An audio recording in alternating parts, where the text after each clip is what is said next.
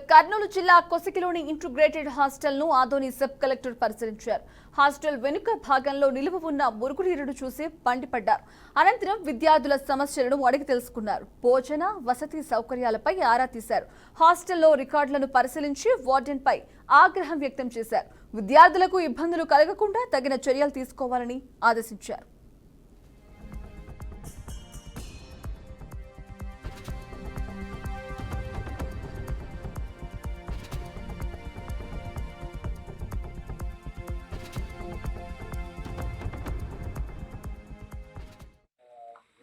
బయట వ్యక్తులు వచ్చి న్యూసెన్స్ క్రియేట్ చేస్తున్నారని సో అందువల్ల ఏంటంటే డిస్ట్రిక్ట్ కలెక్టర్ గారు ఇన్స్ట్రక్ట్ చేయడం జరిగింది.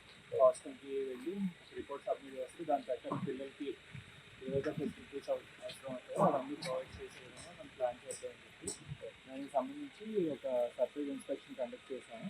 సో చాలా ప్రాబ్లమ్స్ ఉన్నాయి. సో దాని పరంగా మేము రిపోర్ట్ సబ్మిట్ చేసి కలెక్టర్ గారికి ఇస్తాము and sir will take further actions. అంటే ఇక్కడ వీళ్ళకి ఇమీడియట్గా పిల్లలకి బేసిక్ ఫెసిలిటీస్ ఎస్పెషల్లీ ఇక్కడ మనకి బ్యాక్ సైడ్ చాలా ఇష్యూ ఉంది. డ్రైనేజ్ లేక ఏంటంటే బాత్రూమ్స్ క్లాగ్ అయిపోయి దానికి పరంగా సోప్ పిట్స్ ప్రపోజల్స్ అవి పెడుతున్నారు అన్ని డిపార్ట్మెంట్స్, డిపిఓ కానీ లేకపోతే సోషల్ వెల్ఫేర్ డిపార్ట్మెంట్ కానీ వాళ్ళను.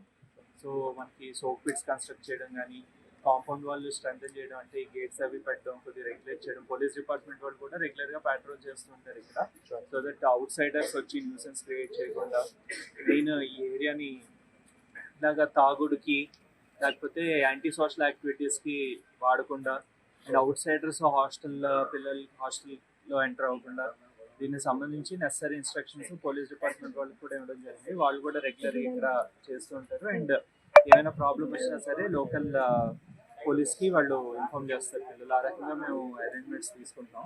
సో లాంగ్ టర్మ్లో ఏంటంటే హాస్టల్ బేసిక్గా ఇప్పుడు పిల్లలు ఎవరైతే ఉన్నారో వాళ్ళ బేసిక్ ఫెసిలిటీస్ ఇంప్రూవ్ చేయడానికి ప్రపోజల్స్ అనేవి పంపిస్తాం మేము కలెక్టరేట్.